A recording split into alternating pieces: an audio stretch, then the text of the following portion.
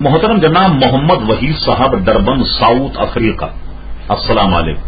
ہم آپ کے ممنون ہیں کہ آپ نے ہماری ویب سائٹ ahlsunnat.net پر آپ نے یاد فرمایا اور آپ نے ایک سوال دریافت کیا۔ آپ کا سوال اور جواب حاضر۔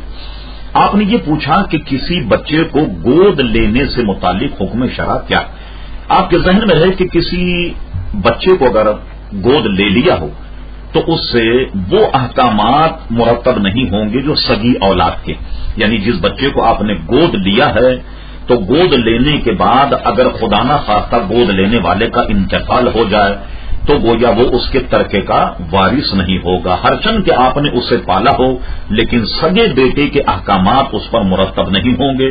جس بچے کو آپ نے گود لیا اس کے والد کا نام وہی ہوگا جس کی فی الواقع وہ اولاد ہے۔